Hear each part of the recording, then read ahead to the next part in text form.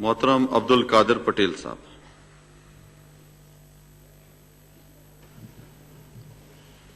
औज़ुबिल्लाहिमिनश्शैतानिर्रजीम, बिस्मिल्लाहिर्रहमानिर्रहीम। शुक्रिया जनाब स्पीकर। सदर पाकिस्तान की तकरीर के इजहार तशक्कुर के हवाले से गुज़िश्ता कोई 2 साल से पेंडिंग एजेंडा है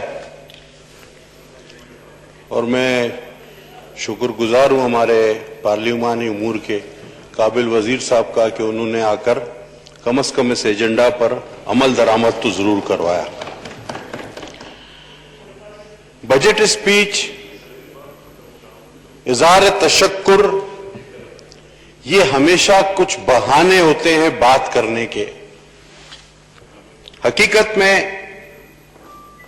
तो पार्लियामेंटेरियंस इन चीजों की आड़ में हकायक पर बात करते हैं, मसाइल पर बात करते हैं। कोरोना पर एक लंबी बहस, हर आदमी ने अपने आदाद व शुमार दिए। किसी ने कहा कि जी ये तो एक फ्लू है। हमारे वजीर सेहत ने पाकिस्तान के जनाब इमरान खान नियाजी साहब ने कहा ये एक फ्लू है। वो वजीर कानून भी हैं, कानून भी जानते हैं। फिर उन्होंने कहा 1.5 आदमी मरेगा, लेकिन अब वो कहते हैं कि ये एक बड़ी संगीन बीमारी है और खुदा हम सबको इससे महफूज रखे। रोज बरोज इसके मरीजों की तादाद बढ़ती जा रही है। जनाब वाला, मैं फोकस करूंगा इस वक्त जो करंट सिचुएशन बनी। एक कमीशन बना वाले से था और ये कमीशन बनाने की कोई जरूरत नहीं है। अगर आप अपना रिकॉर्ड असेंबली का उठाकर देखें तो कुछ ही अरसा पहले मैंने कह दिया था कि जनाब FIA को जहमत मत दें, कमीशन बनाने की कोई जरूरत नहीं है। अपने दाएं जानिब और बाएं जानिब देखें, चीनी चोर और आटा चोर आपको मिल जाएंगे। और वही एज इट इज कमीशन ने भी लिखकर आपको दिया। और जनाब, चोरी की किस किस चोरी की आप बात करेंगे? सबसे बड़ी एतमाद की चोरी होती है। जो आप वादे करते हैं, जो आप कौम में एतमाद की फजा पैदा करते हैं, जो आप अपना मंशूर पेश करते हैं, जो आप ख्वाब दिखाते हैं लोगों का, सबसे बड़ा डाका उस पर पड़ता है। यहां तो वोट पर भी डाका पड़ा। अद्वियात से लेकर अशियात तक हर शख्स लाइन में खड़ा नजर आ रहा है। बूढ़े बेचारे आटे की लाइन में, नौजवान बेचारे पेट्रोल की लाइन में, खवातीन बेचारी 12-12 हजार के लिए पैसों की लाइन में, और जनाब बाकी जो बचे हैं वो अस्पतालों की लाइन में। बुजुर्गों से रक्स करवाए जाते हैं। सर, वीडियोस मौजूद है। 12,000 देकर कहते हैं रक्स करो, कभी देखे हैं 12,000? सर, मैं इस जहनी कमजोरी का जिक्र करूं या जबरी बरतरफियों का जिक्र करूं? जनाब वाला, अद्वियात ये वो चीज है जिस पर कभी किसी हुकूमत ने डाका नहीं डाला। 400 गुना महंगी हुई, किसी की कान पर जूं नहीं रेंगी। चीनी गायब हुई, बड़ी मुश्किल से कमीशन बना। आज आटा गायब हो रहा है, अभी टिड्डी दिल के असरात आने बाकी है। पेट्रोल खुश्क हो गया, डॉलर महंगा हो गया, बेरोजगारी इंतहा पर चली गई, महंगाई ने रिकॉर्ड तोड़ दिए, कोरोना ने लाशें सड़कों पर ले आए। और फिर मैं कोरोना का जिक्र करूंगा या आपके पिछली हुकूमतों के रोने का जिक्र करूं? आप तो हर बात में कहते हैं जी ये पिछली हुकूमत। अब किसी तरह कोई बहाना करके ये कोरोना का भी जो है मसला आसिफ जरदारी और नवाज शरीफ पर डाल दीजिए खुदा के वास्ते, और बात को खत्म कर दीजिए कि ये उनकी वजह से हुआ है। जनाब, बात जहालत की भी है, झूठ की भी है। यू टर्न, जिसको नया झूठ और मुनाफिकत को नया नाम दिया गया है, यू टर्न, उसकी भी है। जनाब वाला डटाई की भी है, और डटाई के साथ साथ इंतकाम की उस सियासत की भी है। कुदरती आफात भी हैं जनाब, मौसम का सितम भी है, टिड्डी दिल अपनी जगह। आज आपने कल अखबार में पढ़ा होगा कि बड़ी बड़ी चिमगादड़ों ने हमला कर दिया, यही रह गया था बाकी। लिच्ची और सेब पर बड़ी बड़ी चिमगादड़ों ने हमला कर दिया है। सर, मैं चिमगादड़ का जिक्र करूं, मेरा कश्मीर चला गया, या उसके बॉर्डर का जिक्र करूं? मैं क्या जिक्र करूं सदर पाकिस्तान की स्पीच पर? बैरूने मुल्क फंसे हुए पाकिस्तानियों का जिक्र करूं, मजदूरों का जिक्र करूं, ज़हनी फतूर का जिक्र करूं, इंतकामी मंशूर का जिक्र करूं? आखिर किस बात पर जाकर इंतहा करूं? जनाब वाला, चीनी कमीशन, एक शख्स चीनी कमीशन में 3 बार वो चीख चीख कर चीनी कमीशन की रिपोर्ट कह रही है कि चीनी महंगी हुई आपके एक्सपोर्ट की वजह से। कॉमन अब नंबर 1, बतौर इंचार्ज वजीर आजम ने एक इजाजत दी कि जी चीनी एक्सपोर्ट की जाए। वही है ना इंचार्ज वजीर। नंबर 2, उन्हीं वजीर आजम ने बतौर वजीर आजम भी उसकी मंजूरी दी। नंबर 3, कैबिनेट में कैबिनेट के सरबराह की हैसियत से भी उसकी मंजूरी दी। तो ये पूरी रिपोर्ट एक आदमी को 3 बार मुल्जिम नामजद कर रही है और चीख चीख कर कह रही है, लेकिन कुछ भी नहीं हो रहा। और मुझे पता है कुछ भी नहीं होगा, क्योंकि आपको स्केपगोट चाहिए। आपको अब ऐसा कोई बकरा चाहिए, मुझे पता है हलाल करने को किसकी वो तैयारी हो रही है। सर, सब्सिडी की बात भी है।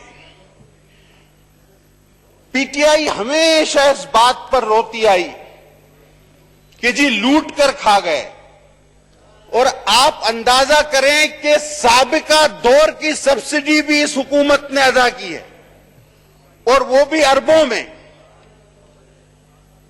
और 11 माह में इस कौम को 40 अरब रुपए का टीका लगा दिया गया। सर, 2017 से सिंध गवर्नमेंट ने कोई सब्सिडी नहीं दी।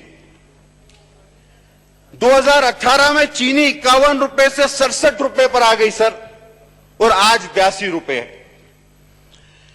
11 लाख टन चीनी एक्सपोर्ट की वफाक ने काबीना की इजाजत से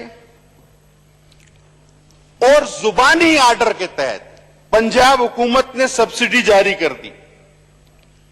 कमीशन की रिपोर्ट सर, सबसे ज्यादा फायदा मिस्टर तरीन, खुसरो बख्तियार साहब और उनके इत्तेहादी ओमनी ग्रुप की 9 कंपनियों को मिलाकर भी सर ये सबसे ज्यादा फायदे में रहे हैं। उनके जिम्मे बहुत कम रकम आई, जो मैं आपको अभी बताता हूं। और दूसरा जुल्म देखें सर, यूटिलिटी स्टोर के लिए जो आपने खरीदारी की, उसमें भी 4 रुपए का टीका लगाया फी किलो पे। वो पैसे कहां गए? वो भी गरीबों के जेब से आपने निकाले। 76 रुपए की चीनी 80 और 82 रुपए में खरीदी, और तकरीबन लाखों अरबों रुपए का चूना आपने लगा दिया। अब सर हिस्सेदार देखें सब्सिडी में कौन कौन है। सर 3,590 मिलियन 12% ये जहांगीर तरीन साहब को गए। रहीम यार खान ग्रुप 4 शुगर मिले, 4,145 मिलियन रुपए इन्हें नवाजा गया। ये टॉप पर है, ये पीटीआई ग्रुप सर।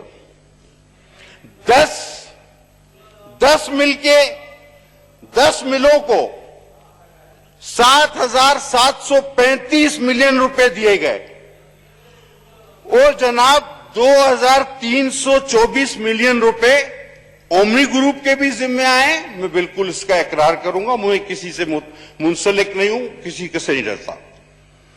और आपके वजीर आला बुजदार साहब कहते हैं, पहले तो उन्होंने कहा केडी मीटिंग, कौन सी सब्सिडी, ये वजीर आला है। फिर उसने कहा मुझे तो याद ही नहीं है। फिर उसको कहा गया जनाब ये मीटिंग आपने चेयर की थी और आपने ये सब्सिडी दी है। बोले जी ये हुआ कब है और कैसे हुआ है मुझे कुछ समझ नहीं आ रहा, सोच कर बताऊंगा।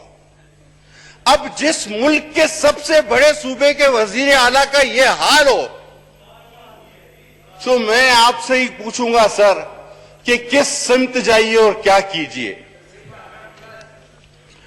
और आखिरी में सर वो जिस तरह एक फिल्मी कैरेक्टर था हमारे यहां मालिया, उसे मैं तो मालिया वाला वहां काम तो ना करे ना, अरबों रुपए बांट दिए लेकिन मैं तो मालिया बहरहाल। और जनाब उनके दिफा में 2 दहाइयों से अजियत का शिकार लोग चीखने फिर निकल आए, क्योंकि रिपोर्ट के मुताबिक पाकिस्तान के वजीर कानून, वजीर सेहत और वजीर आजम सीधा सीधा जेल जाना चाह रहे हैं और जाते हैं, लेकिन ले कौन जाए। अब सर इत्तेफाक यह हुआ कि इस सारे मलबे में लाया किसको जाए, तो कैबिनेट में यह इत्तेफाक हुआ कि जहांगीर तरीन इस वक्त बेहतरीन उम्मीदवार है। लेकिन सर ये लोग भूल गए कि ये वही जहांगीर तरीन है जिसका अपना जहाज है। ठीक है जी, ये वही जहाज है जिसमें लोगों को लाख लाकर भर भर के शामिल कराया जाता था। ये वही जहाज है जिसने मुख्तलिफ परवाजों के जरिए ये चीजें मुसल्लत की हैं। ये वही जहाज है जिसने साजबाज करके ये हुकूमत कायम की है। और ये वही जहाज है जो आज आपके हाथ में नहीं आ रहा। और अभी तो इस जहाज ने अपने और कमालात दिखाने हैं। जनाब जहाज के बड़े कमाल होते हैं। मेरा ख्याल है इल्जाम के लिए किसी और को ढूंढ लिया जाए, वरना ये जहाज बहुत महंगा पड़ जाएगा। लेकिन एक बात है सर, अब इन सारे प्रॉफिट में ये प्रॉफिट अगर खुसरो साहब को होता है, तरीन साहब को होता है, दूसरे ग्रुप को होता है, इसका इनडायरेक्टली बेनिफिशियरी कौन है? इन सब ने किसके इलेक्शन पे बेदरेख पैसा लगाया था? इन सबको किस चीज का कंपनसेशन मिला? सवाल तो यह बनता है। और इस सवाल के बनने तक ये मामला लटका रहेगा। वैसे खान साहब हिसाब किताब के बड़े पक्के हैं, किसी का एहसान नहीं रखते। अनिल मुसरत साहब को कंस्ट्रक्शन इंडस्ट्री दे दी, बुखारी साहब को भी एडजस्ट कर दिया, खुसरो साहब को भी। हां, आरिफ नकवी अभी तक रोता फिर रहा है गरीब, उसका कोई हिसाब नहीं बना। अब सर इंक्वायरी कौन करेगा? ये मफलूज ने अब्दुल कादिर पटेल मैं सर सबसे अहम बात 15 मिनट हो गए अपनी स्पीच को आप जाना। सर सबसे अहम बात करने वाला हूं, और अगर और लोगों को भी मौका देना है, सबको। इससे ज्यादा अहम बात अभी तक इस ऐवान में हुई हो तो आप मुझे कहिएगा। सर मेरे हाथ में वजीर साहब माशाल्लाह मौजूद है, मेरे लीडर ऑफ अपोजिशन भी मौजूद हैं। सर प्राइम मिनिस्टर पोर्टल पर अब ये इंक्वायरी कहां जाएगी? इस मफलूज नेब के पास, उस मफलूज नेब के पास जिसने आज 3 वजीर आजम को नोटिस किया हुआ है। 3 वजीर आजम, गिलानी साहब, राजा साहब और हमारे खाकान अब्बासी साहब, और एक साबिक सदर जनाब आसिफ अली जरदारी साहब। इन चारों को एक ही दिन बुलाया हुआ है वो नेब जो कि हुकूमत के किसी एमपीए को नहीं बुलाता। अब ये शायद वहां भेजे हैं इस इंक्वायरी को, तो उसने क्या करना है और उसका इंतजाम कैसे कर रखा है ये बताना चाह रहा हूं। सबसे अहम बात सर, 10 मई 2019 याद नोट करिएगा सर, 10 मई 2019 को प्राइम मिनिस्टर पोर्टल पर एक कंप्लेन जाती है सर। उसका नंबर मेहरबानी करके नोट कीजिए। उसका नंबर है IS यानी इस्लामाबाद 100519-5213 10 मई 2019। यह कंप्लेन एक खातून की तरफ से जाती है जिनका नाम है तैयबा,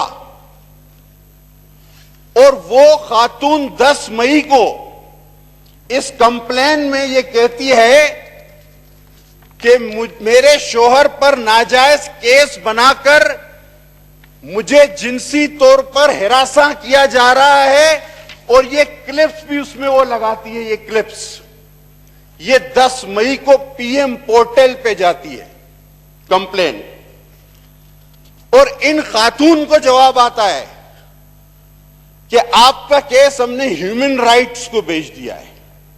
ये तस्वीर, ये क्लिप, ये वही हैं जिसने इस मुल्क में तहलका मचाया था, लेकिन उसके बाद हुआ कुछ नहीं।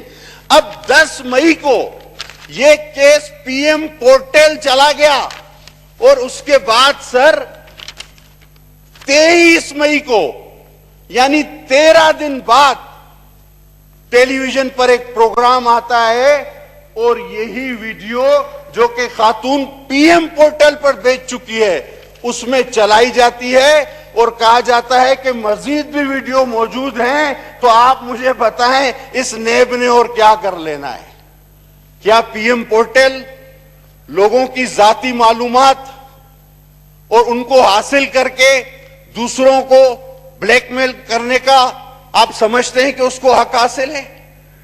ये 10 मई को PM पोर्टल की अमानत बन चुका था ये केस, जिसको 23 मई को चेयरमैन नेब को ब्लैकमेल करने के लिए चलाया गया और फिर रुकवाया गया और कहा गया कि और भी वीडियोस मौजूद हैं, और आज जो हाल है आप देख रहे हैं।